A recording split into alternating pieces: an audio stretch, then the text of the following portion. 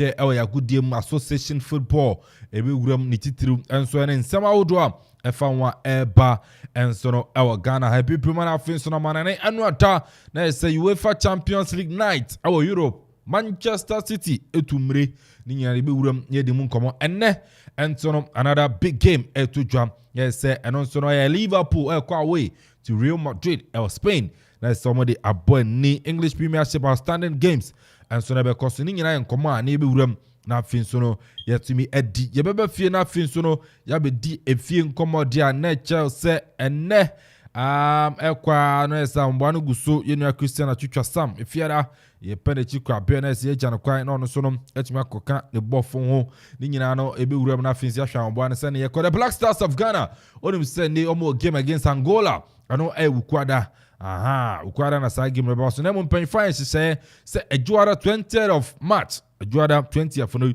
coach Chris Hilton and also no unveiling no because but news coming in no chemusa Antwana Richard Olelekensen oja na juma ho say ne goalkeeper trainer ne Adam Larson kwa say abefa juma no say Black Stars aye goalkeeper trainer emun komunyina ebeba sanso na the appointment of Aminu Shadow say any the Black Stars team manager and paying for ida betudwa Amanfo dodo na enso no eka ho ensem ni nyina be wuram ne adu nkomo ba crop ya onim sende no 2030 World Cup no hosting no ana bedi na ekoso Spain, Morocco, Portugal omunya no join bid akọ say no 2030 World Cup no enso meji esio mna so ye be hwe capabilities am ho odin so metima gia host and apart surprisingly Morocco yes taking African continent, to a different level. So on Spain, Portugal, be kabum. Amami ensa. They say na 26. Canada, Mexico, and I think US of A. Bayano.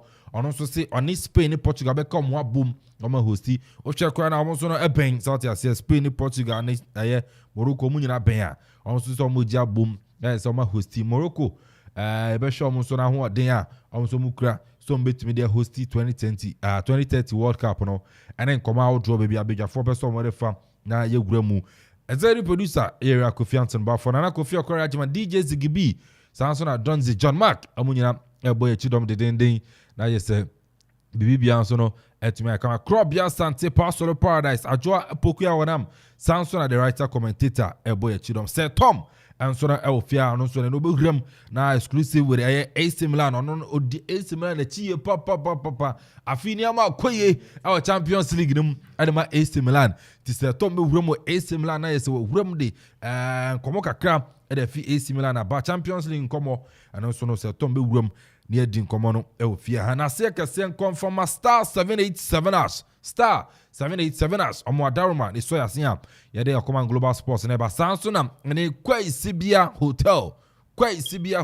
any hotel Amanfo ebon dede our Eastern Regional and also no ba ye dey mu nkomo nyina ba be wuram ne ma di mu nkomo and so na that show we still remains Kelvin and Amponsah from Akia mejo say na ewuku edie na bibia kama krobia Asante atena simin ko no na me na kwa ba na ma na nsem yanso ne famra krobia sana pe bibia kama e ka ba dia tama bibia ye kama awodin wo papa nti e bedo obo ade ase se eni no wakra yen na ode asaba be pimu e wa ha moje gusu edi efurusane na Nigeria fokra weni da so man ne betumi ayeye de na chese me sumi weni da so pa se me hyebre e betumi asesa nti no me wa hoden papa na to no so rebeidi eye because efe na mpanifu ni bibehu se enye siu to hye ana enye professorship degree ne enhoma kenkan ene monitors outdoor will be used na kire se sebi o u decision bia we take no answer asem work on street asem ma catch to make an street tie because bra asem yi sha nyina even ye ma menum ne wo mo atunton tomatoes nyina hu se Addi ya muteki decision embo man no entirely but ene mpenofo ko ba ya it we kire se enye homa where ye common sense Enye homa. God where toilet. Masa. Yeah, serious. Oh, say, I am not kind. Road minister, you're right. I then. I'm a quarter. Yeah. Honestly, Tony, why you for? Just by the way. What I was it? 11. Oh, Debbie. And not just by the way. Oh, yeah. Serious issue. Because yes, modern toilet facility. Which facial look no and as expression or the cancer. Me share video. Who say I say no. Where's the number? Where's the number? My facial expression. Divine and any modern toilet facility. Yes, but many ajama minuano mo sebi wo mo disabilities because one may ya we say wo mo be pay dwuma ama won until now yente wo mo ka so what you say it is Akropong we no mo na eke nipa ye kind number of personnel na wo mo ye say dwuma we ya na eno kwa no e kate unemployment we no so rate no so ba fam kra ba say wo mo nyina we share the last year wo mo nyina asen aba be ka unemployment for 1 year ni okay ntie ye what say sebi announce sana adwiri nti no bible no sebi ni mu bible no sebi ni na me no kan za kote job you quotation me hwe e dey adwuma bible no nto sebi o this is Christopher na Christo man yen ka asem ne se ne te nti no sabe wo ya de nyansa ni mo nyansa ni penifo ayede menieje no paper nti no ye nyina ye support because unim say majority of Ghanaians ye nyina yes young support that idea proposals now by German 50% bi ni 1 cedi bi enko 2 cedis ni bi say one say 1 cedi e be ko be bia 1 cedi 50%, baby ye 50% no baby ye 50% then and I say before no say e be ko 1 cedi so I think say that would be the differences oh sha then ma wonya agin sakran na eke Ghana fu nyina kan yo say kan 1 year yes you take you oman won say the me ko ba sa ne won sa parliament asem now sa majority na ye no eno ne ko wini ma yen count number of people a wo mo second day that way no oh yes sure because now sa boot na wodro ni nyina efe no won ba be spend oman ni sika de aye yes kiosk na san esisi wo 1 year ni hwe revenue ni nyina say sika ye lose ama 1 year ni yes and before ube cancel the road to na say nko parliament my Ghana Charlie you know they are no ye ba be vrem ye be ba station na me na ayi ana ayi wuni abia birthday o wuni abia Agnes Oforiwa oh really na ya Mayra so no sa side on your side me no na me di wuntinti ma e ba no necessary pa minim all nurses same now for yes me kwa me over 200 nurses oh okay so what work say me ensan bi de yeah say no matter Nigeria for nyina ko free education wa ntino we are with your man ni mu no wankasa wa ma Edinene mission happy birthday but so some said I na yeah sa birthday kase pa en confirm no kase pa ayi George Parado former MC oh big man Pablo birthday Pablo big man since it's on your national youth organizer NDC yes okay Saturday is on men no youth a year orientation program kase pa okay Saturday oh yeah hard man oh yeah hard me say one moto abe na me hu say Charlie Amanfo na for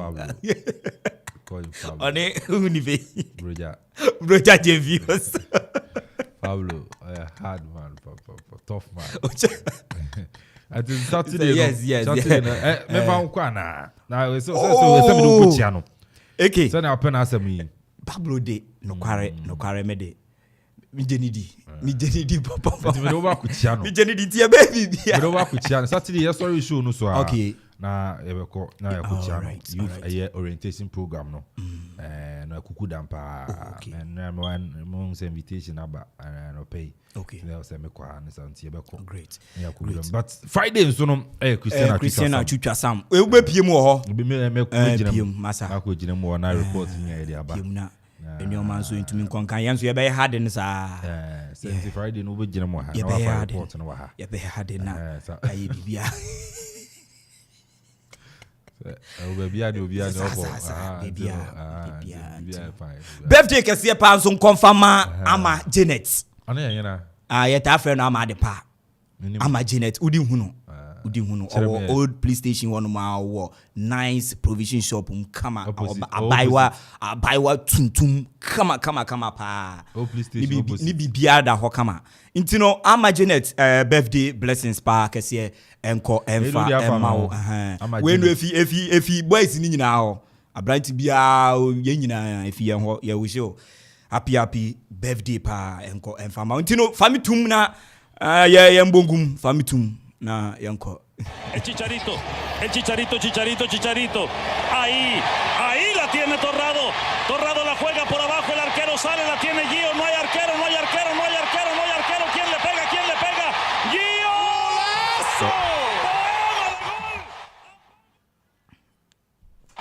Right, yeah, memo bibia ha e dia Okoman 97 do one bretu se dia manane nsem wa ya popo anu fra Amanfo cruise sem no jete ba betan yetie for enso ene ahwefo ohwemu anana kofi okore adjuman together with Eke enso ene paradise ekrunche nsem ni degu krata so sem nkon kwantin kro na me fa Amanfo cruise sem no emfa betan yetie for ene ahwefo ze akase radio no aba beye audio visual ante ne wutie no na asanso hwe na unya the clear vivid description of the stories jete urban we no pictorial presentation ada footage sin nyina enso twegu our social media handles so especially on Facebook enso and YouTube on Facebook your Okoman radio 97.1 udru wetumi like no pia share ma womo a diaspora no so letumi get in touch of the show jeti airpan on YouTube your Okoman radio 97.1 udru wetumi subscribe in kama na any latest programs udru ebetumi to jana so you be the very first person on so betumi get in touch na uremu honoma John McFadden ana ne ochinchim everyday no so efruma social media ho backed by ne DJ Zigibi the man himself ana ne ejuma no solid team pa ana uremu MCR room wo mo so ebo ama neoma so etumi akonkan ye dino krobia asante me na ne me kono kwanten credit nsem ni nyina no enso etumi apa ye bevremu UEFA Champions League in the second leg of the games no enso etumi etojo abeka last week ana in the first 4 teams no enso etumi ebuke wo mo teketeko remu the last 8 that is the quarterfinals and so honomona this week and ye prepare and so edema the last 4 woman so ebe corner and drata and shasia in the teams out on answer to me etre wo bobre international de Milan ekopie mu ene estadio do Dragao and so Portugal ene FC Porto dia kense ne kosi akan manyoma etumi konkan 90 minutes no obibia entumi anto atrane momu no international de Milan at the 1 goal on aggregate and so etumi qualify at the accord the last 8 woman so akwaje wo home na manyoma etumi akonkan ti FC Porto woman so etumi Champions League ni mu a yete ehun sem ni nyina no enso at the eba hono nti ube hu se nei international de Milan woman so celebration no ekoso kama ye social media handles no so a yete ehun sem ni nyina no enso at the eba na oremu Etihad Sports Stadium eno England Manchester Kromo ana ukohwemu Manchester City etonsa the Fred German side ye from Red Bull Leipzig woman ba be piemu 90 minutes of soccer fiesta Manchester City 7 sanso ana RB Leipzig enso entumi ensimu aje akwakoye 8-1 on aggregate enso honoma Manchester City enso etumi ebuki wo mtikita wo monso ede eko Penny your friend Ellen Brotaland etumi ebo 5 goals enso Aikaye Gundogan ede bakon eka ho ana Kelvin De Bruyne enso ede bakon so 7 goals no wo monso etumi ede ekwa enkunumde ne etumi akwa Manchester City wo monso etumi abwremu the last 8 ama neoma konkan nenumu ana branch oginemu ebo goals no mako enum 5 goals no Ellen Brotaland the Norwegian striker goal poacher goal monger no enso ede nsem kakra enso etumi Big night. First of all, to play Champions League. I'm really proud to play Champions League, and I love this competition, as everybody know. And yeah, I 5 goals to win 7-0 at home. I'm so happy. And we worked on the pressing obviously yesterday, and especially at home or in every game, we have to put pressure. We have to run. We have to just put them under pressure because we are so good winning the ball going forward with Kelvin when he can get the ball in front of him towards the goal. And yeah, of course it was a part of the plan, and in my opinion we should do this. Winning Sema Ellen Brotaland and so to me at the to go find 5 goals or boy any team Ninano collectively one more performance and drata one more to me at Danny and so El Hona Joseph Pep Gojola and so a manager the Manchester City on also in some kakra FA and drata emphatic victory one more to me Enyai over Leipzig. Really good performance from the minute 1 until the end for everyone, and yeah, really good. Really. So the way our wingers, especially Bernardo and Jack, help us to avoid passes, and our high pressing was incredible good. We recovered the ball good. Always we struggle now build up, and with Addi we create ourselves our problems. But a part of that, yeah, we play really good, really good with the ball, without the ball, and we scored a lot of goals. Hurling was amazing, but everyone was exceptional.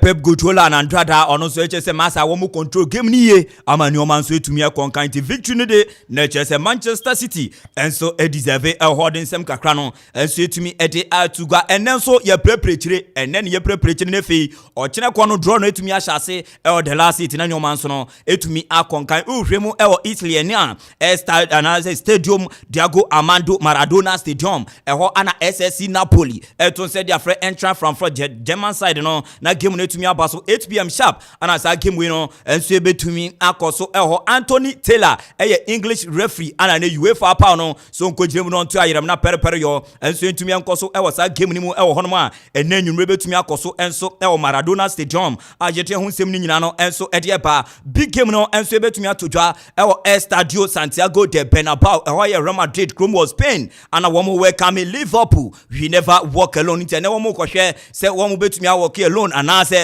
wo mo ni nipa bi 3 points no any goals any qualification ni nyina together wo mo de ba be pie mu e Anfield England ana and also ne kakra and also a free war ba German referee friend Zoa anoka ko gine mu na kire se nei papa your friend no judging klopo ni kromu ni ene ka kodi match no ehu eno ne tip kakra menso mede elmau ho na che say referee friend Zoya or German referee one apapa your friend judging klopo obi ba jeki kwa kodi nkwe ho ma nyoma etumi akonkan ti controversies bia beba bia monfa ntum ko to jom say German referee anoka kodi game no enso ene na game we no me straightforward me hu ni say Liverpool win na emom no qualification e bia e be den jama na emom Liverpool pade oka akoshe Madrid e Santiago Bernabeu no penia your friend judging klopo e den sem kakra to go say your chances are very minimal. Very minimal. And yeah, dear, Amanfo biara right here off. Ni mono a game of football.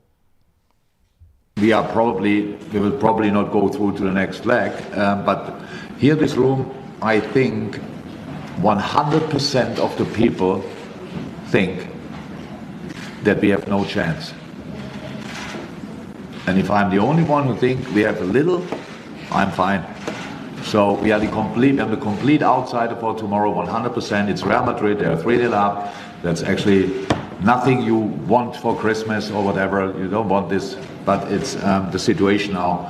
And it's football, and we try to give it a go. That's all.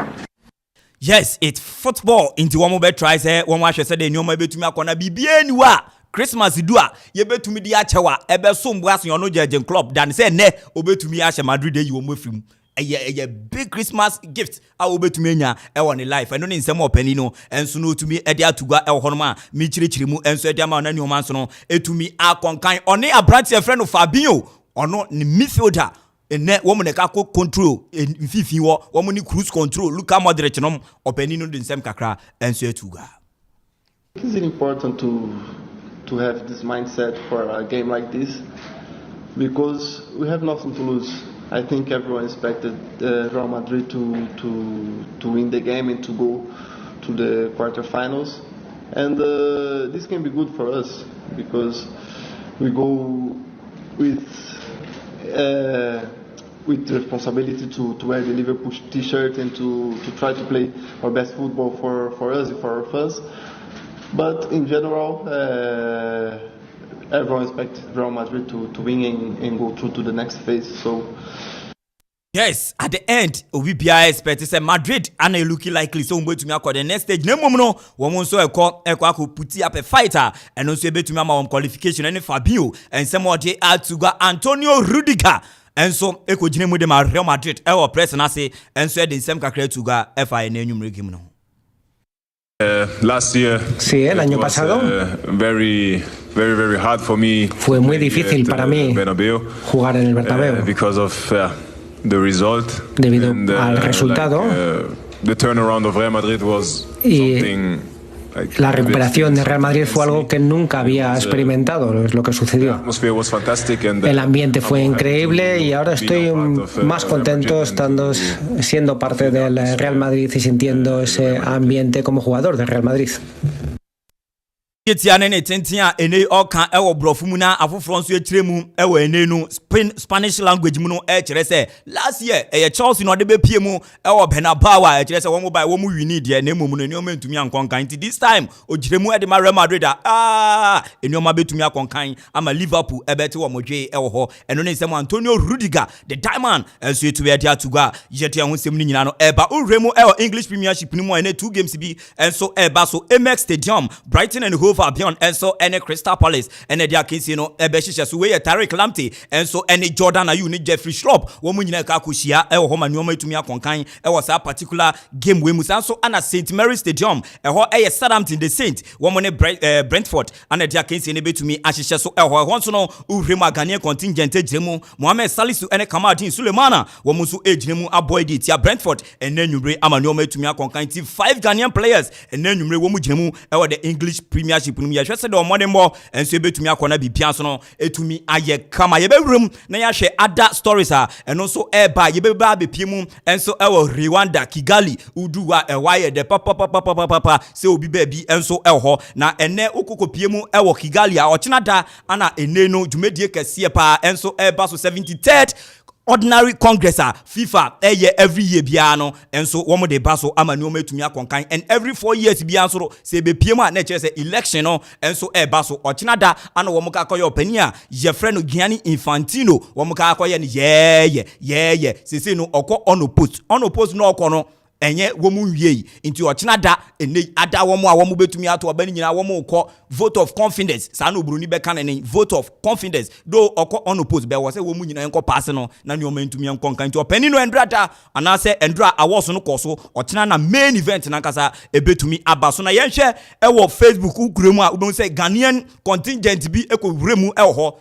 Ghanaian delegations womuko vremu enti yanhwe delegate ya mpanifo ekowremu baby jetta Samuel Jan general captain still on retire enti general captain no eguso ekuta no okopiemu ewo enti ubemu se picture no anase photo na efe pa ye ayo sanso ana vice president of the Ghana Football Association papa ye friend no Mark Ado ono so ekokopiemu ho ana efe obosu general secretary baby owo general secretary we tukwansa ono so ewo ho no mu bi enti ono no wo friend den krampo general secretary no ono so ekokopiemu enso ewo Prosper Harrison Ado enso kopiemu manioma etumi akonkan Kwadwo Asamoah enso ekan we eye 4-man delegate wo mu kopiemu ewo Kigali endrada wo mu de wo mu take shot pictures ni niama ekoso nemum Ghana awards no koso ndra yenye bi wo mu bo Amanfo abaso ama uhwemu Facebook abehu se de awards no enso esi ekono pania ye friend no Paul Kigami president Edema Rwanda ana wo mo kire say in modern boy odi Rwanda boss say and say dia all put sports and so a different level on papa your friend King Mohammed or Moroccan in the president on so wo mo modern boy won aboniti wo mo ma won CAF Achievers Award a special award kra into udwane ewo Facebook ubemu Paul Kigami any Patrice Motsepe CAF president any Gianni Infantino this impenifo mienu we and the president award no edema Paul Kigami ama nyoma etumi ekonkan na numu ana Paul eja ansem kakra edito edema African players yenti nsem opani no e kan de kire African players talent, there's no doubt about that. But our best players should not need always to move abroad to unleash their full potential. I'm not saying those who have the opportunity shouldn't do so now. I'm saying we should work towards making sure that what takes them out there can be achieved while here. Bra, ose, players are one more Africa hano, masa ubetuma tanaha ajibarondo, ubetuma tanaha arechi full potential ewo football mu, new kwanse ube move ya ko Europe, Asia, America, baby ansana wetumia ye, Africa heya wetumia ye ntini say no, ada confederations no, anase federations no, and make sure say one more players, best players, stay ewo the local scene, no more siakan ama no more to me akonkan, and kakra. Paul Kagame and so to me Addi Etuga Elho FIFA president Gianni Infantino and rather on also the same kakra Etuga wabra okuko piemu ewo Kigali na omema shout out ni bia yenti president. For the 73rd FIFA Congress, which will take place the day after tomorrow, with the election of the FIFA president, so an important congress, of course. Before that, many other events, the FIFA Council tomorrow. We'll see extraordinary congress, a special CAF award ceremony, but most importantly an occasion to meet delegates, presidents from all 211 member associations of FIFA, because FIFA, like football, unites the world, and we are united here in beautiful Kigali. Take care and see you soon. Yes, and when we said that, we describe it Rwanda no, o say beautiful Kigali. Neche so be piemu Ghana hadia beautiful Accra. Yes, yang capital no Accra. Beautiful Accra. Ye nyi papa Africa hadia opomaya we nyi ne mumu no openi asebi. Ye nyi pa but ye ni omapi. Na Accra no obefa choko no na ebi onfa ho. Oh, okay. Debbie. Independence Square honomu ya dina kwa Akufo. Yes. It's legal honomu. Accra nankasa ne tisi choko ni. Colleague honomu. O Debbie. Sese yenge. Ono abeti se waka beautiful Accra. And the FIFA president ono so eno a o ma sa ni o ma no etumi ekonkan ne mom neke. He expected 2000 delegates a wo ba be piemu ewo Kigali ene. Ansa na ochina Congress na nkasa akoso 2000 and when the highest 2000 Congress bia FIFA nye Congress bia nipa na kose 2000 wo mabu abe piemu ewo enenu Kigali amani o metumi akonkan nti o chena da no vote of confidence no mo ko pass ewo Gianni Infantino mu na onu nso etumi atoa so until 2027 na kire so temu no wa ne 3 term na wie otumi mba bieu. No. So ne third term ni ana FIFA we no uko 3 times per we ucha World Cups 3. O ma ucha World Cups 3 pe. 2018, Yes. 2022. Nti ono ucha Canada ni we ni we pe we ne last World Cup. Okay. FIFA we one man in the way say every say FIFA president bia to me bo World Cups 3. Nti say na 3 times tomate uko we unto member bio. Nti eno so ne kakra eno so ebe to me akoso ewo hono mo na Mark obe ode Addi be mayen eke na watch Facebook akra she openi a your friend Gianni Infantino FIFA president on the wife Lina Al Aka Infantino na mo de eduma na nka mo akoye na de amukoye wo eneni Kigali ni o eke bra na wo mu epie eba congress na say awards night na say no ye nhwe se dia enuoma etumi akwai na Addi wo na ne fifie ba na efe dia den na eyitumi koso e wo Kigali na chese openi no enti no edaso enti mendaso mark mendaso na Amanfo mehwe endra Gianni Infantino min chirechirem bia menye ne hwe behwe min chirechirem enti wambehu dia wambehu eno ne dia course no dia course no enti no president Gianni Infantino on the wife endra dia to me course normal abedaso Oni obeya ni fifie bai na congress asia eke tunnel honum baby a kissing ya normal na de na yen ya uze dawa na menka wansa bana menka se chirichiri misi so se menka wansa bana kissing ya normal Gianni Infantino say na yere so do obi yere na akogina na kissing ya na wansa me but na yere no kissing dia normal normal nti ya won I normal. But me I be. Papa. Zamene me yira ko baby. Be an ama speech awie. Yeah. No abe wo ka me. And as in be my speech no. Yeah. I normal. Me nya wari de zani ye wo msa but Enti also na kakra etumi ekoso na eke won say World Cup no 2026 na ye ba be ko no ebinum se ye be ye ni 12 groups ebinum se ye be ye ni 16 groups na ye ngenya ye 16 groups na group bia no e be ye 3 yes countries na betumi awomu Endrada Congress na so no mo pass bibia we no eye half of when say awards night no ana wo mu die yi be hihye mu but ochina na election ni we ni nyina akoso enti Endrada no officially wo matumi apass e ho no ma FIFA council for no apass say masa 12 groups and ye be ye 4 teams in every group and ye be ye 2 teams no automatic wo ma qualify akobor round of 32 nefe ya ba be hwe 8 best teams a wo mu be place third were the 12 groups ni mu na enye yi wo ma akwa nefe ye akobor 32 round of 32 until this time round enye to say the ball group stages we na akobor round of 16 but rather ye be say another knockout stage before round of 16 yes so what I say until you 12 groups 4 teams in each group then first two no automatic come qualify for round of 32 nefe yen 8 best teams amongst the 12 groups I will place it third near the account na round of 32 ni yakwa akobo nti ye be wie nyina ye be bo finals ni nyina no ye be bo 104 matches nti say na ye commentary system for I be Europa some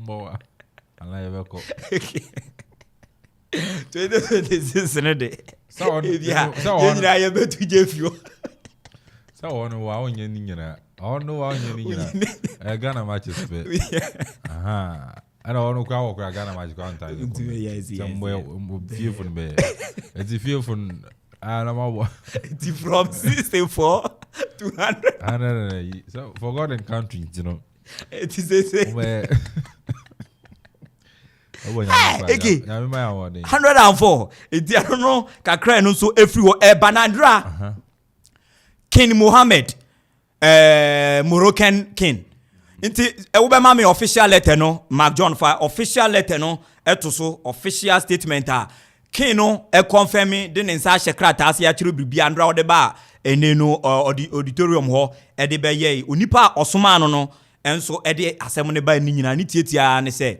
womo ate ase adwen Portugal and Spain 2030 World Cup no womo eje hosti nti officially womo so abede e de ababetum nti letter no na obemu say nei statement no ana eda ene Facebook no kama ama nyoma nso etumi e konkan na wonu say sa 2030 World Cup yana Chile Paraguay Argentina ne Uruguay womo say womo na World Cup sha ze ne sha se free womo ho ana 2030 ana World Cup benya 100 years nti if say the inaugural edition no by so ewe yen ho dia and ye mark 100th anniversary no embra so yen ho nti say ye Portugal Morocco Spain fight Chile Paraguay and Argentina and so ewe ho say any Uruguay nyina say womo ana be host nti ye hwe dia obetumi ebi ni sa bidwe eno ne kakra ye du Amanfo so ana ya kaya anom ebinum say ana Kigali ana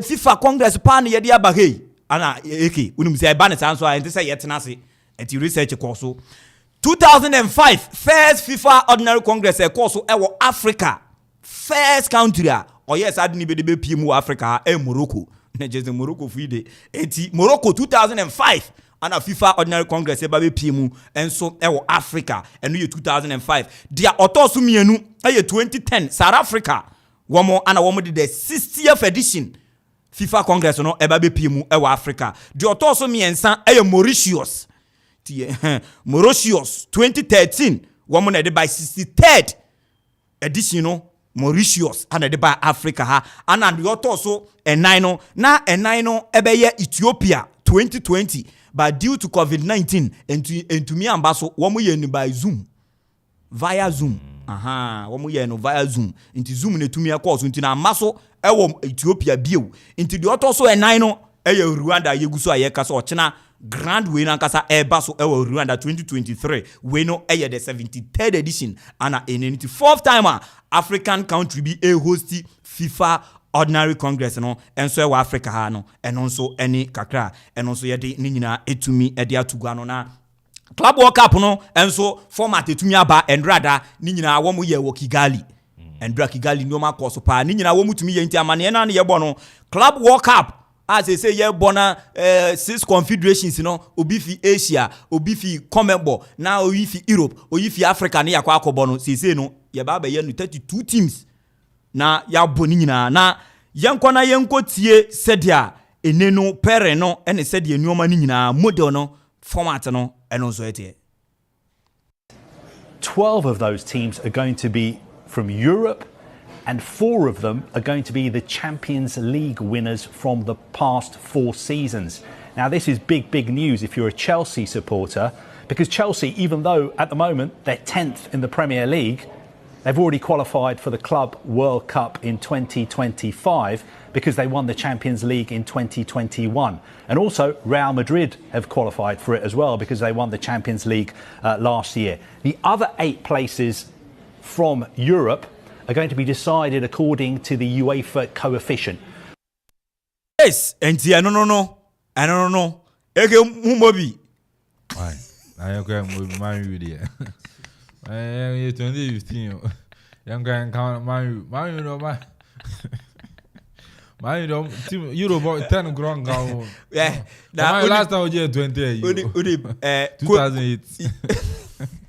And I'm 2015. Any more on share coefficients no bet mo benefit what the last 8 teams na one mo be use coefficients because coefficients no eno ne ye points are what build playing in the UEFA Champions League in the last years points are what build okay in the last 10 we share points are built 16 yes. 16 I think we were at run of is it quarter final then 17 I think quarter final same 18 the last time I was 29 when Liverpool year was in the semi-finals now Liverpool was 2019 or 2020 move back Liverpool was 2019 you do semi-finals and you know quarter finals and also 20 quarter finals you know points depende obi so points or deba na obi ka se Bayern Chelsea Madrid Papa push the last years man don't move cry even you about 25 did the following one because coefficients no your points so man you so push the last we want Europa more and one Champions League no crown so what ba wonu baby a round of 16 quarter round of 16 quarter edi mamin kan yi na obi na chinye bia na mi copy your boys ni bi so o mi say coefficients ni club will be sika owo ye making clear say anya sanity your points anya sika owo your points competition every year bia wo ba baby a obedu udu nti e fa ne say ye use one season pen ye de aya we are free mu group stage no they are all round of 16 e points down we are free mu group stage the all quarter final wo points nti ye sa nti wo calculate sa years ni nyina we are point di kan wini etosu mienu sa ate say wo benya 32 teams no nti anye manyu bebre ye ba ye be ye hu adwuma ne ya hwe se ye be pe bebi de ho ahya similar betu mabo aja manyu oh true similar betu mabo aja oh yes so similar last season no okay bebo and this is also quarter final Champions League was 7 Benfica no Porto no nyina wo tu mabo aja Manchester United na edu unse o kan edu na che say Arsenal the Gunners wo mo director ana odin se maba betuga say da se mu na mo keka wo montin su ye ni Mikel Arteta internally ye nkasa mfa title bia ho masa ye nkasa mfa title bia ho. To believe though that Arsenal can win the title. Well, to be fair, we internally, we never mention anything about title internally, really. We always talking about performing. How can we perform better every week? And Mikel, we send those messages to say, guys, I want to be better every week. And then let's see how we're going to finish. We cannot dream if we not really live our moment the way we are living right now. So let's do it the way we are doing at the moment, and let's see in the end of the season where we're going to be. Nti mu amode Arsenal be win title se emfa wo ho wo mu win o mu win o mu ana be hye mu emfa wo ho emfa wo ho one kind simple e dey ato wo won win o emfa mo ho mo ya mo die tia mo ye de media fo no efa mo ho obi anwene dron service ni a beba fans ni ye da no kwesi ada no enye man sports ne ni nje ho kra say allegation aba na wo mo allege say Barcelona afore na ho etuetu asika bi dia ma former referees bi ni ade na ene ye ne beba fo esi akanya na supporters kuta banners a wo mo atro so say wo mo etuye ne no Javi se Debbie. Respeto al público de San Mamés, a mí siempre me han tratado muy bien. Well, I respect San Mamés. I was a little surprised at the hostile environment here against Barcelona. It makes me a little sad. They've always treated us very well here, so I am a little sad. I don't think it's a good thing to do it for society. Enye ade te sempen for etumi eso so nti Xavier kase yenso so su de na nya ade yenso no foreign base no ye be sanso ato aso o se yensi he ya de awom ye mpanifo enfa asotwe embra na bibia so entwa enti yenso yesi na mejemu de amaeke na dwumedi awodo na enso etumi ato aso ama depa happy birthday. Everything was same that. Tiano so no amana nsam ana krobia asante enso ade baba be dia manan komo kakra baramaminka star 787 star 787 omukra emu am enso ade pa o hye brena na ese semaduna aba po aye nondu ba ko tie enke tie fa phone no but star 787 we no chop money promo ana me de ma wa no pa ya so didi anopa ya na ho ye se ansa na draw no etuma todwa eti chop money promo no anopa bia se no so sansa na dumienu bebo 12 no ye ma 100 Ghana cedis sefa ko didi tie star 787 as say all my 100 cedis anopa bia before 12 o'clock sefa ko didi ni nyina ne se ticket awato no ye hwe so na ma chop money ansa na raffle no ya be ye inteni me no wa ansa na aka na 12 bebo ifa phone na top ticket you bi abesa oto wi a ye cha 100 Ghana cedis set chop money na de akodidi ansa na awiabre mu no eno so ya draw no na kwenya ba 10,000 Ghana cedis. Also, where the ego bottom ninyanum star 787 as star 787 as and also an American for and so no etumi ede amount. Sounds so na jackpot no ewo jackpot no ewo but crop almost say and Wednesday midweek. Almost for nipa makuma ko edu asa 30. No match will be 100 Ghana cedis. Free bonto. Ni anza wato auto ticket na keke. Auto ticket na nipa makuma ko 30 years selecting nipa 30 ni acho be 100 Ghana cedis and a chop money for na ko didi anano ko didi wombe say na amanfo ni say ye djuma amanfo didi yetna na ye kan nya say amanfo didi amanfo die masa eti for phone na to ticket minim say nipa 30 no madam fo be old school tweme to meet class man ya de akwa we de metwa no enti wan ya de akwa nipa 30 ni de obetuma ye den aka ho na yes 100 Ghana city chop money no onso no watimi e de agubotom na ye draw no so de amount jackpot Saturday 700,000 Ghana cedis and also be e de agu ubotom ni nya kan ketsi star 787 as omadalma ana no penso yatena se ye ba bedi amanane enkomo ofia hayo Okoman 97.1 on Facebook Okoman Radio 97.1 YouTube Okoman Radio 97.1 yensu ye jiram papa ewo honnom messages na mami kan ba kubina yemedi nkomo no wi abrepam na yaba enso no aba beto aso ewo fia Affair Maxwell say Okoman Global Sports is number 1 on the ridge, no size, keep it up. Happy birthday to Odoya Okoman. So they say Affair Maxwell and they Odoya birthday until also we say Odoya happy birthday Okoman. So Odoya no eba na bema just me school na class me be a friend ya say wa bema ya friend ya say wa enti ya no so Anita so I say football Anita no Newcastle Bonto Veronica yes Veronica Veronica Yejiano Bonto baby ana Veronica baby obi Yejiano obi papa put show no Nana Akuffo free. It's a very lovely and beautiful smiles from you. Always #AK. Love your commitment and service to all you do. Please tell Krobia, I want to know, I want to ask him, okay, Okay, I want him to send me the boutique he always buy his clothing from. 9 shirts. Love you all. This baby out tall shirt and any yes. You know, yes. I don't know sorry. Now me shirt the more na every KJ trend. But we no say KJ trend na pa. Share na KJ trend no be to me no weki. Me say boutique. Oh, then boutique. KJ trend. Wo mu ye adwuma. Contact no me de be man. Say o man pon. Nana free. Oh, okay. Man pon delivery so be. Obetumi abaye adwuma kama. Okay. No. Korbia, as usual, Starboy. As watching the show live and clear from Mim Airport. Champion AK, more fire. Congratulations to Man City for their massive victory against RB Leipzig yesterday.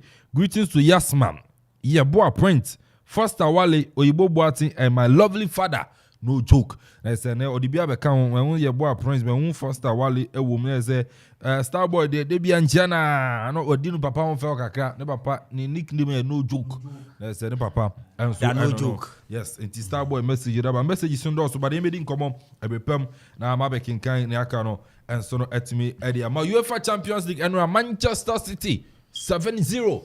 Ellen Brown Haaland, Apple goes Makumako Num, and then Real Madrid at Tenafi against Liverpool.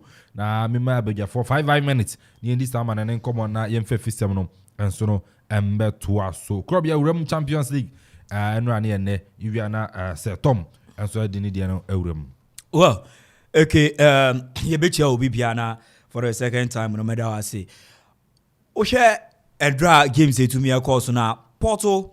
Now, when we welcome International de Milan. Inter Milan is one of the teams in Italy. As you say, no Italian teams in Ankasano. One more competitiveness Europe no.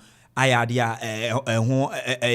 in question. One more than one and said I am conquering cry honomo and Oshe even Juventus baby Remo and Sana AC Milan take over Inter Milan no more winning league in no mind to me and conquering and farmer domestically. Whoever will win is Scudetto no or by Europa and no mind to me and conquering and farmer. But this particular season, Yenshe Hawa in AC Milan and Inter Milan. I think they've given another good performance to themselves and the image Oma carry the image of Serie A no so to me could do some pens at this particular stage. I hear what Inter Milan and AC Milan.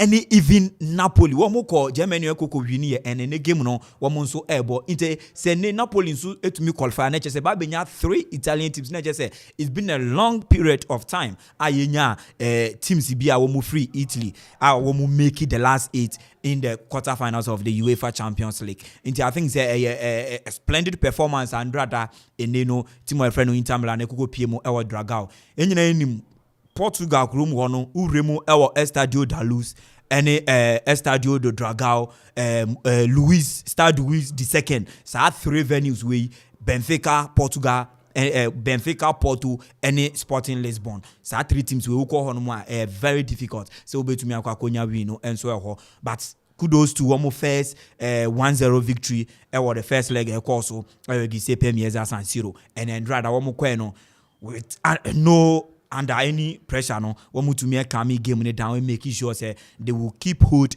of a Portugal with all the attacking threat no defensively one in midfield but I think say attacking wise no one more Akuffo say one to me go only to protect that particular goal and anya shekrano one way to me qualification at the end of the day and I don't need to me a boy and a Porto so into me and Yejumano or Portugal and free but I one go any kwanga a fast or consider that particular goal Italy no na a game I me say it will go on extra time because na me hope say Porto so no able to me at least a go to now and I see 2-1 been a pushy game no at the extra time but Andra Inter Milan and so ball modern no to me a concan etma Manchester City the last years so share the last 6 years now one more modern boy and I say playing in the quarterfinals no and dear news Pep Guardiola ebabe PM no enoma nyina concan but as to say one mo to me akwa the ultimate no eno na ehunya because one ball round of 16 one ball semi-finals one ball quarterfinals one ball finals into nyina all the stages one to me participate in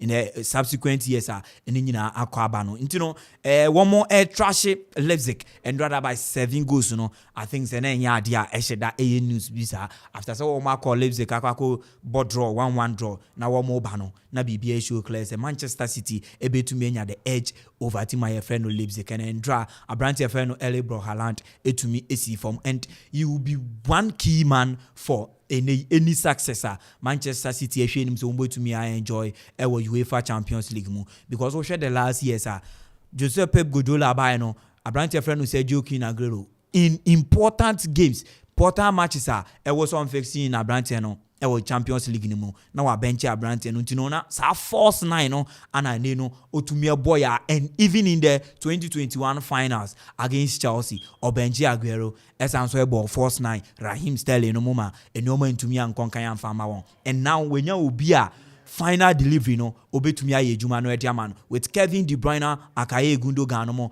supply passes no is one man and o she goals no na most of the goals ni nyina no in the 16-yard box that is say ne timing excellent the timing in the box excellent and check his first goal no Kelvin De Bruyne boy e ko pimpo ni buy no you was spot on time and ordinity can bono esanto atinemu na say he is one particular player obe play integral role at the Manchester City in their quest say one way to me win one first Champions League any under Joseph Pep Guardiola in New York can say JD so we need Champions League now and the needed respecter e was say enfamano because league ne de wababe say league no ababe gia nti akase Champions League na ne Amanfo de measure no nti ohwe nim se nyoma ebetumi akonkan this time round and so de ama won and one thing menije na esanso show clear say okay sometimes Champions League ni say ebon wo ho na obetumi age especially to teams wo mu nje bi da no wo mo first time na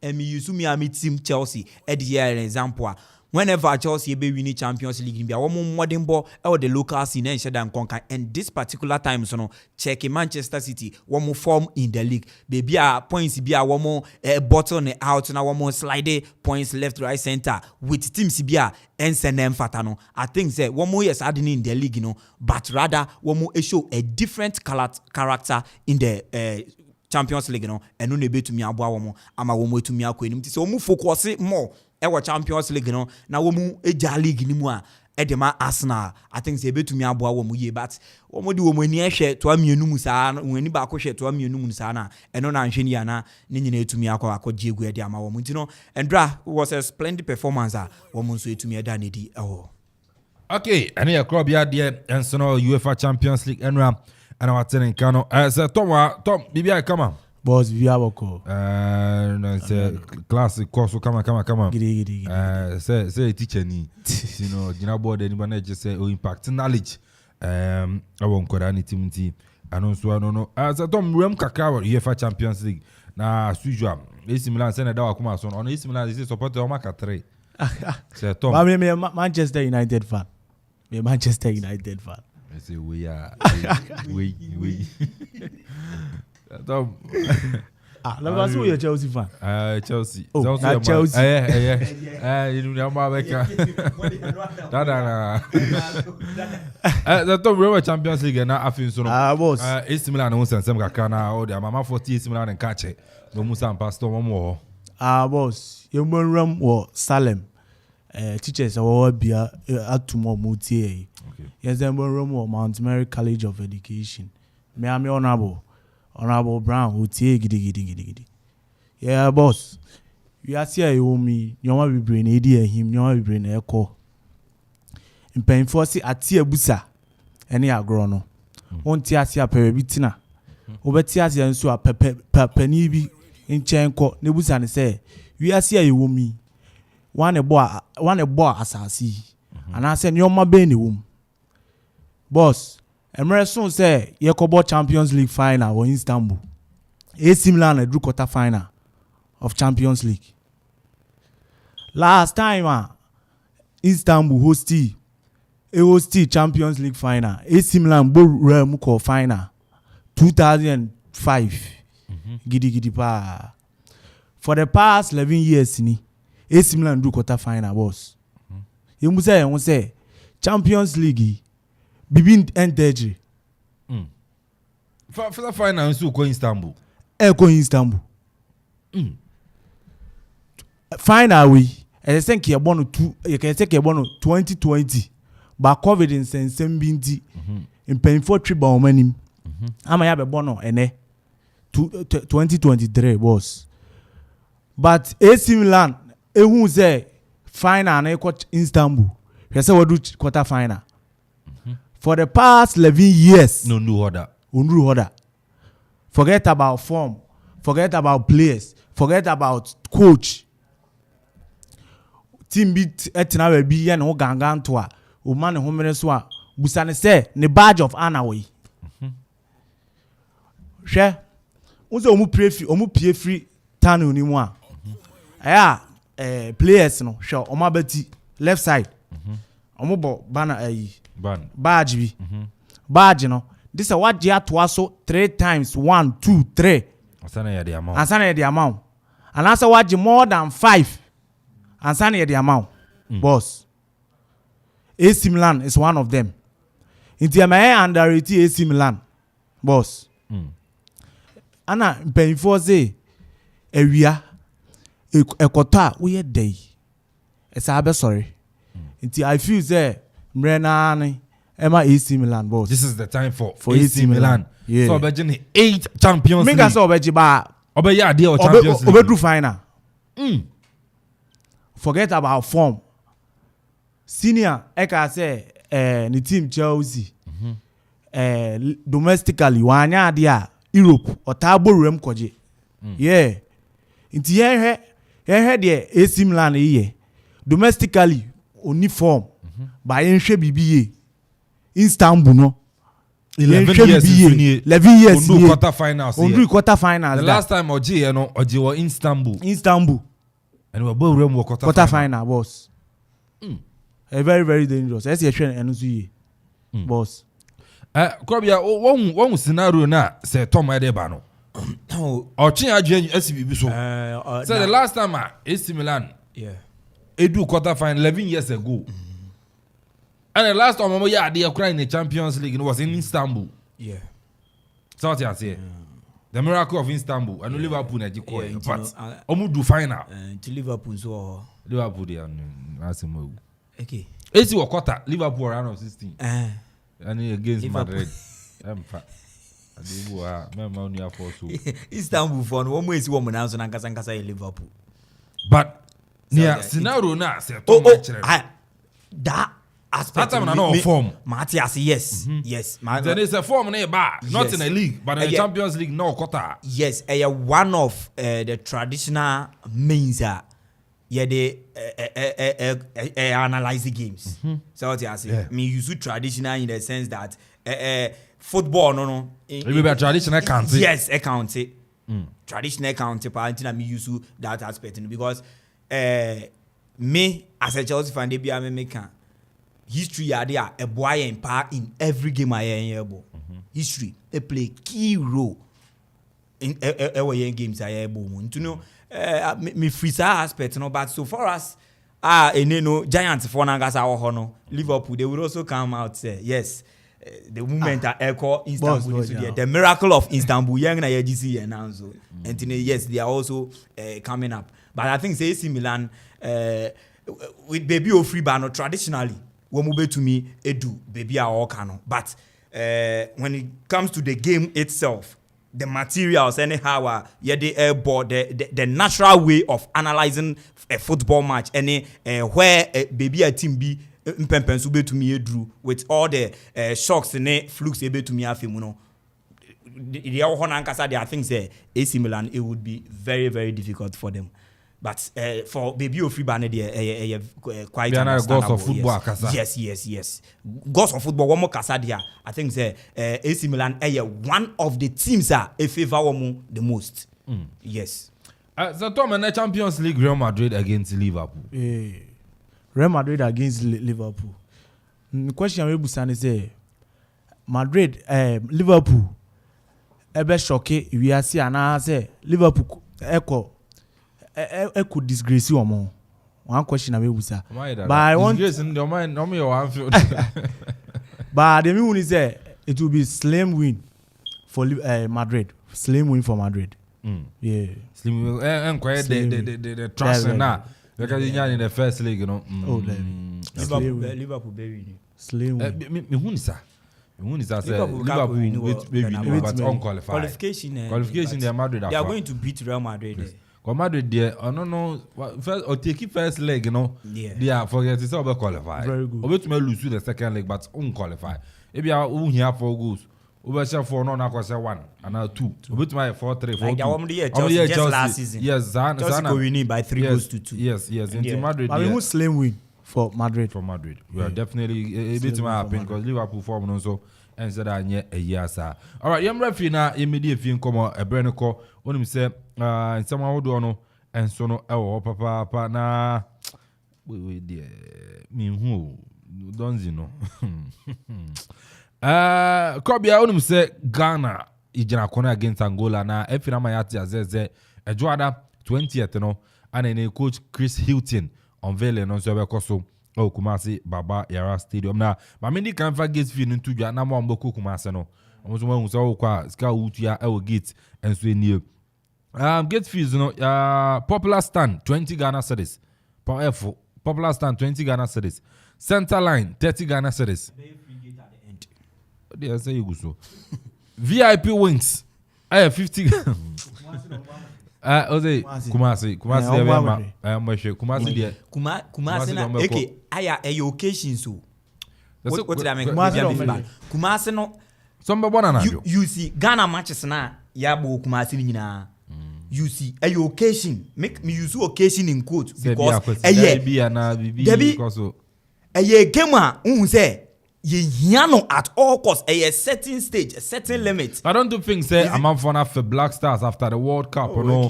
Any idea anything against Angola. Oh, them I'm first 7-2 na Amanfo mom. Udu ana ya mbie free and Kumasi Dombako. Home of football. VIP. I mean VIP 50 Ghana cedis. VIP wings you say 50 Ghana cedis. Ana VVIP 70 Ghana cedis. There's 100 cedis in him. 100 can come back. It's 20, 30, 50, 70. 20, 30, 50, 70 cedis. It's if you know I was smart too. Okay, no. I was smart, papa.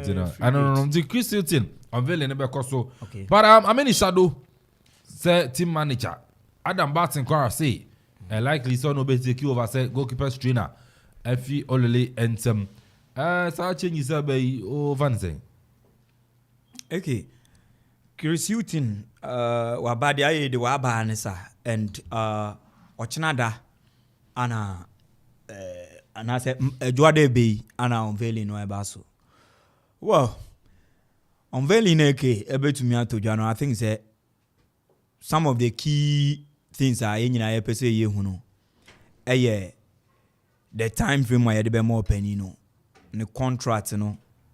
Number of years are able to media mano. And ye bia o de bema coach bia no so no echere juma o pese on meye den on meye.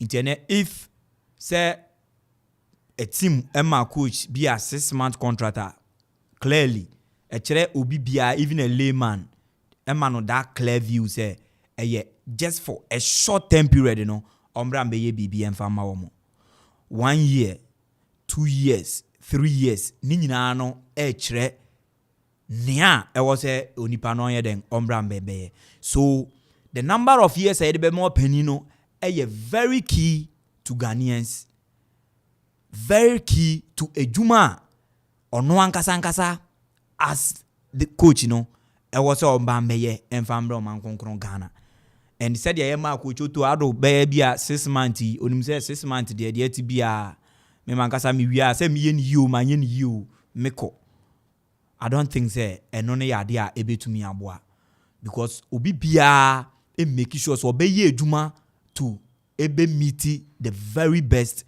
of ni employers said ye be ya wo mu betumi aye den either say wo be to na ketuem ana say wo mu be to ne enfia obetumi edi wo no wo mu betumi asen atum ti ne ma contract extension ne sa nyoma no enti a very very key area me hwe eno enkoda nchen after eno no den ade pa na Ghana fo ye nyina together Yetie after say ye ko tournament bia na ye ba coach nyade ye ko tournament bia na ye ba coach nyade. Since when? Over 40 good years. How many coaches ana Black Stars yen etumi afa say wo mbe take ejuma no? Yafa all the very best aye betumi enya across the world. All the very best pa yen enye bi. Black Stars who pay very best managers are yen so yen etumi afa bi pa. Ede won ba be piem ha. But at the end, you use tournament, you use competition, you use one-off game, ni ye decide these managers womu future and they are to media offer team no. And I think say we should have a clear-cut policy, a clear direction. I say obi bia kuma betumi atoni yem say enei manager we ya de adwuma na mani say na mpempenso say na yepese yenkodu. Being a successful nation in terms of sports doesn't mean say automatically you should win trophies and they make you be successful. No. And yet that isn't the only way you measure success in football and even in human life. You know, you near a deep or where to say no na unyans and you measure how successful are we in you was entino wo ma ye hu sa ni o ma no eno ne ade a eno so secondly let say ye nyina ye hu say na Ghana obi bia akoma betumi atoniem ye ko tournament AFCON 24 ye ko ne ye ko we ne ye ba kra ye nim say ye guso e build e ye process inti ye hwe opani na dwuma obetumi aye on ne technical man say direction a wo mo de koyen e ya na e show promise bi pote ye hu bibia na unless say e zero the one with my ni nyina no e zilch aye hu hwe dia. I think say eno ne another question you betumi basing on to make decision. But for now upon coaches ayan asaki ye tournament bia ye ma asaki, I think say this time I was say you making sure say you best start bibia from the scratch. Ye ko work up no ye ye kuta the youngest scorer ye kokopie mu e wo ho. With this you don't need to rush any manager obeba. You don't need to rush the young lads if you know one more fit in one more club career crano and share that and do that very one very best and do that top. You can world class players Ghana for in a bit to me abim ye nibi. You can superstars ye nibi. You all these players in average. Even one more club level team players are one more compete with the various positions say some of them are even below average one more club side. So we would have to have time for these players no more to me agile to the national set any direction in football. And I think say from these players in age 27 28 ye boss Samuel ni ye boss Steven Apia ni ye bosule Ali Muntari ye hwe sa players no bra wo mo 9 base gina form pa from 2018 Amponsah eba no eba be wia ye ko wie 2014 World Cup basa e wo Brazil no ye hwe sa squad no ye hwe wo mo age at that particular time.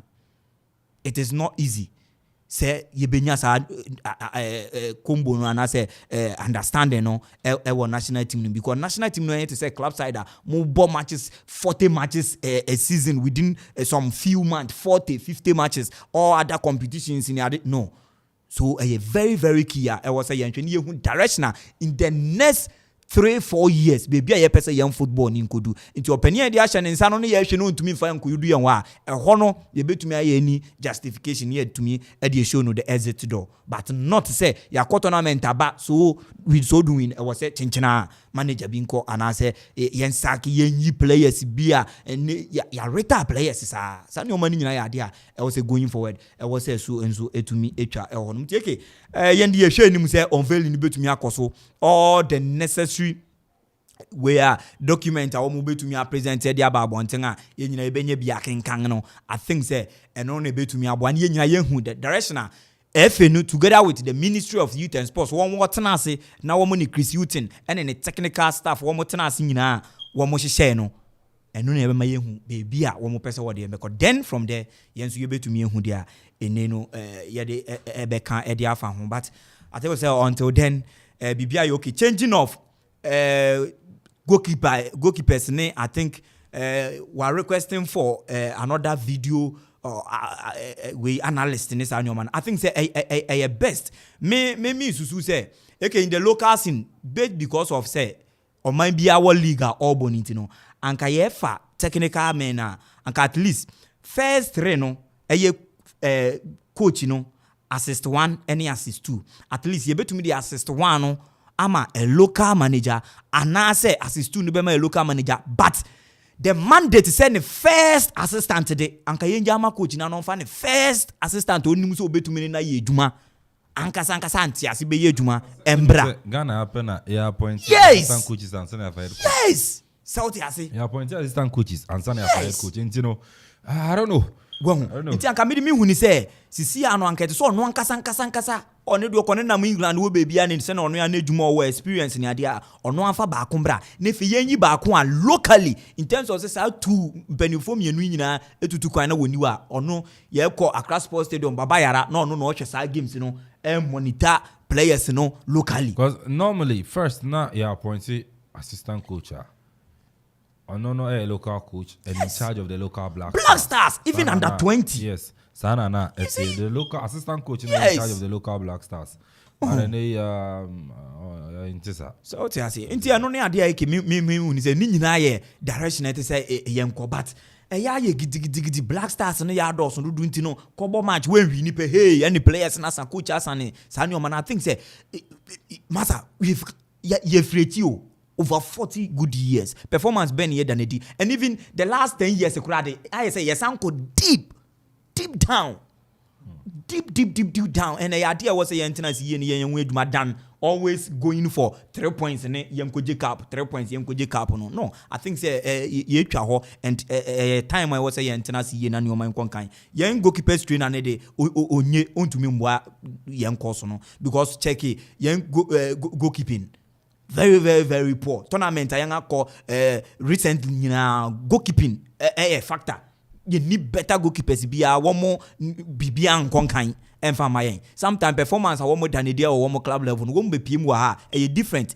Internet just say that goalkeeping department one was a young question war. So if it has come to a situation where was a young saki goalkeepers trainer all the Lakins and all the Nimunanga and a goalkeeper on penalty da. One to me and chere penalty dano into imagine says our goalkeeper we then or better goalkeepers in terms of penalty saves. So what I say, Sanyoma way in I was a penny for 20 do I think so deserve another person. You will great legends were your goalkeepers were trainers in the other one must be to me about DB, Wababi Jumanibi, Ghana and the says I be apology, Wababi DB. Sa years no so serve o man no young man that opportunity no enyo bia no benya sa akwanya no nti de ede amano ne ye onko na ofoforo nso enye den embra ne ye nhwese ye behu change e wo ye goalkeeping department wa na ne o matumi akonkan video analyst video analyst ayede wo mu e tournament recent times nyina wo mu nso bibia nye because kwan a Minos teams be efaso e shegana rough no then I wo mu analyze was those teams no Kwen bia womo yentumi say yenimu say Ronaldo na eba said ya Ronaldo bana sa na wa behye yen sa then yesua fi ne ho ne tactical way ben na womo player womo de block obi ti say bia Ronaldo and as Messi hwe yen tournament ya ko nyina AFCON and even qualifier games ayen abo nyina check it video analyst aye wo mu nyina nso masa womo mode morning shedan konkan nti ahono nso no ehuhia wo mu ye change wo ho ana say openina request say obehia a new video analyst mene ne ya adwene wo ma no sa mandate no obi ono ne feel say oye adwuma no ne manage time on manage clubs ne ade no video analyst oye adwuma man no to me employ way tactical way ediko counter wo no on fasa nipa ne mbra think say no betumi aboa ye kan ni nyina nso no ye sika asam no so wo fomo yes Kasama me pesa me ko because can yet to be good. Yes, we've wasted a lot of money on, on coaches. Yes, kids are spending 4 years. The first appointment, the fit coach in yes, was Siki Akono. What they you are not appointed there 4-1. Yes, Siki Akono. But what they do are not Nankasa buy coaches aye demand aketa 5 kwesi apia so betu kwesi apia. So kwesi Siki Akono Bruni Coach Milo, and Otuado, and now yes, Chris Hilton. Meanwhile, Ankasa 4 years. 4 years. I get to maintaining one coach. Anka by now, sir. But your team now is solid. And himself. Oh, next year Afcon they are conk. We are going to win. But then you look at what we are doing. So, international say one more public, a clear cut view of direction on person of the Ghana football. Yeah, man, a long term contract. This is what we want from him. Yes, going to win the Afcon. Sort as free hands, yenyano no nyene juma. Oh, yenyano influence no dosu. Oh, national team over 40 years. Ghana touting ourselves and a 4-time African. We yaji the 4th Afcon. Na Cameroon on Yibio. Cameroon anyway 41 years. Egypt na Egypt aji 2. Yaji for Egypt 2 and Egypt 7. Look at Morocco. Look at how they are rising. You need national, you need blueprint to be a.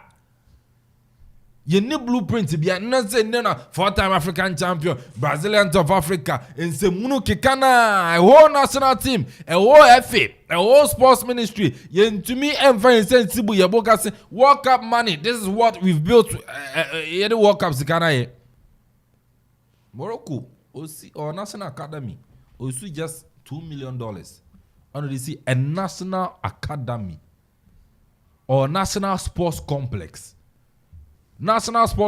or a national team, the senior national team, no, Edda on rented hotel or team ma M koda hotel, coach ma M fan koda hotel ni ntua bosumi bia, and they coach ba ya rented apartment into World Cup sikana ye call ye to me nti emubi. $100,000 edi me money pan yenti bi fan thought that ma coach nka say Black Star coach oya wan oya Jose Mourinho oya Pep Guardiola oya wan na ba aha na obeda ochina me de BK Arena ewo Rwanda ehwa na FIFA Congress ebe koso no big auditorium ni nyina ewo stadium ni mo ni nyina wo stadium ni mo ochina me be bana ya be show auditorium ni nyina wo stadium ni big arena honorable Kwame Japan, right? Honorable super president TV. The nation's Wembley Accra Sports Stadium. What are the ideas now? Accra Sports Stadium is empty. Then need Saturday yes renovation of Accra Sports Stadium no or power as an MPP, not a general secretary to the party or not a minister also. Actually also they are getting by say architecture no be no. All my offices emras here, hotels. You bet me say a pitch in the can hear about you bet my hotel and place in bedding. Offices be what everything will work from there. But the idea no quite will be personal interest, will be botumunti. Yamfa. And I can't suppose one of my sons now. Yeah, I staircase. Ufu we are, maybe a buffer media star as in now. Oko for popular stand the Jose as in now. You find actually. Me one call bet my offices. Ministry no crowd bet my working from there. Everything bet my working from there. Black Stars about honor order. Until Obi and could disturb it on driving from a high fine farmer or what I could training or 20 years number. No general campaign be solid. And Asia. Yako World Cup several times. Yako World Cup. Sika from it. Then area 2006. Who shared the overview of big arena power Rwanda. Now of the wow. Mobile it's sad. Tom, one quick one. Now, boss. Actually, Chris is there, and this will be an influence, there be or a big personality, or coach you or EP on him, and this will be catching and say one for player A, one for player B, boss. Boss Manosi. And no influence now. Here, and never cost because every president was there. Oh, your coach now bar without or no unto foul PM free player. I don't know. Yeah, it's a one no. I'm not going to from Remu 0551667755 0551667755 and 0270191971 0270191971 0205 818 818 Now I say also know what you mean Afra Bana or you are doing channel area. But Nana Kofi free or see. Even look at the rise of Senegal and the plans they have put in place to organize 40 good upcoming youth to develop. Senegal. Oma conquer Africa. Africa Nations Cup. Omoji Chan. Omoji under 20 beach soccer. Omo plan you. Omoji. They are thinking. Amanfo bu ana meto so. Hello. Ntuma nyina so Frebra 0551667755 0551667755 02705971 Hello. Good morning, Bacho. Did baby Afrifi? Bacho, your friend Patrick. No capacity to execute captain. Patrick, ano payment you. Oh, ano pere ya ma fe ni akunya mo dia mai. Some am go say black time some any coaching some idea. Come on. Na ye die che dia ma sa. Ya re nkwe animo because yeah. Na okay nyina ya no kle. Na okay ni nyina na mo kai nyina ya no kle. Because black star cat no na wo no ono wa na je say ya job e bua Ghana. Eti say ye na ye say ye san ya ho adwen. Enu kwa say ye di ani eto no so. Na me ka kire coach ni say enu kwa so ordinary eye den eto cat so. And na ka to say the o me man ho kwa ma cat and ben yes selection for man. But me sure say the what do no on class ma ko cat enye selection for man. But am say mo nyame nyeduma. Also nyame entina so for by 0551667755 0551667755 0270191971. Hello. Hello. Oku Francis Lampan. Yeah, okay, me. Fantastic. I no pay BBI come over baby awo. BBI come.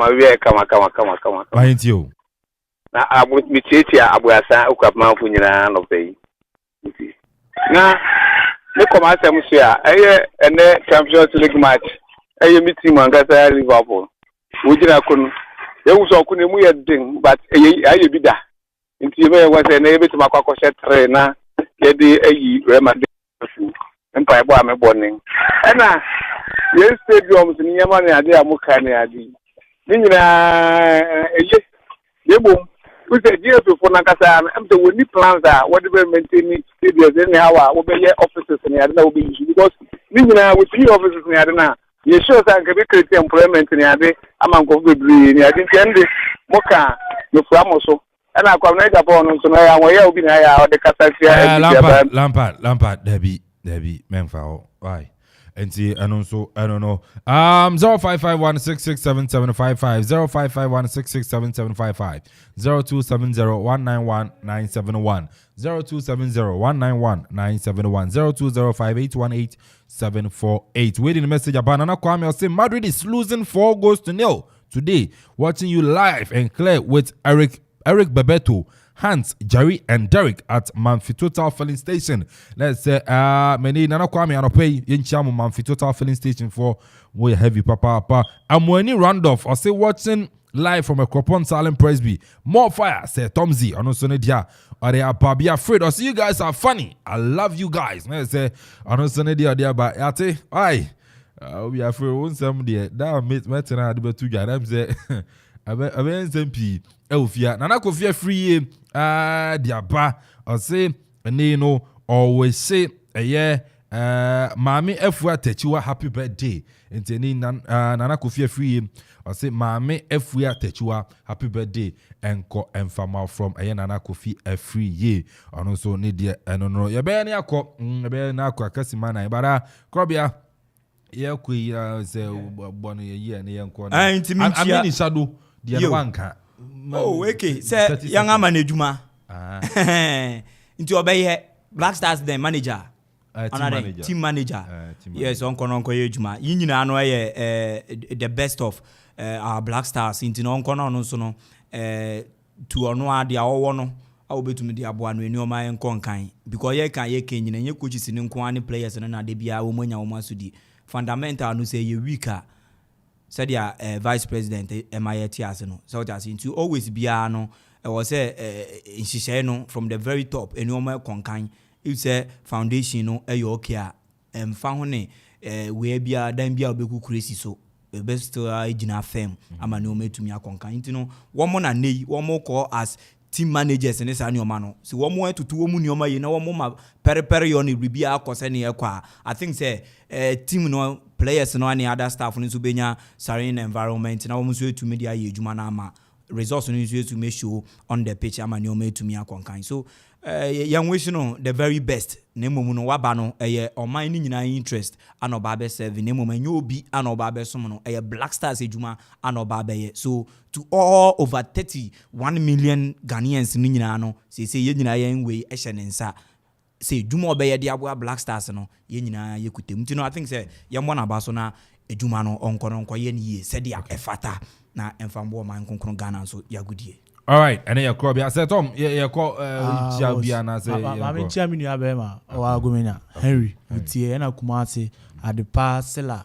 Amuni na akete, akoto, ubi a TA. Michachi will be a. Okay, on Jao class students. Hey, Anna, Mamma Jabella. I many more springos now, many more one thing. I will Jabella,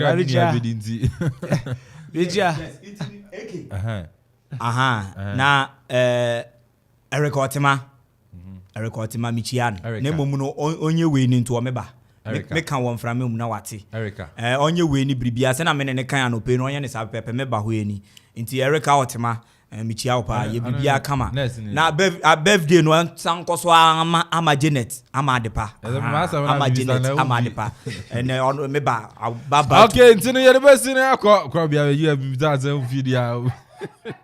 But I Ziggy and I John Magna wa mesere wana mu ye yimame na mo first one I said my be raw why the first one na mo fa to so na I say happy birthday and confirm aye maame aye ampoma ene enso no enu na your birthday maame ampoma enu na your birthday who read medicine Cuba and enu your birthday in belated birthday and confirm aye maame ampoma already medicine Cuba happy belated birthday and so no enko emfamao sounds so na you messed why radio no dey my am say na dey mitiate papa happy birthday kase enko emfama Agnes Oforiwa to don afro erekia and birthday o ye na sinima papa and so no agi happy birthday enko emfama yakopon enye okese na ne de wakoma so nyano onye ema onyu fi adumu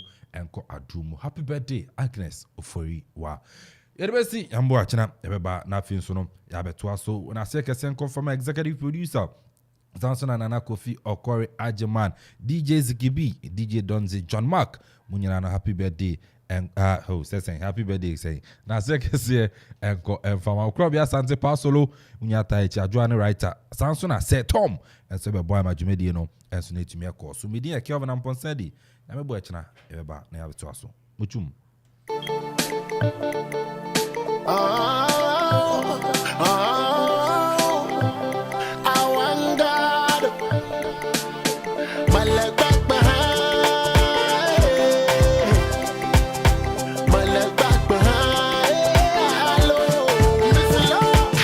Okoman Radio 97.1. Hey, station where the man Kenya. Okoman Radio 97.1. Hey.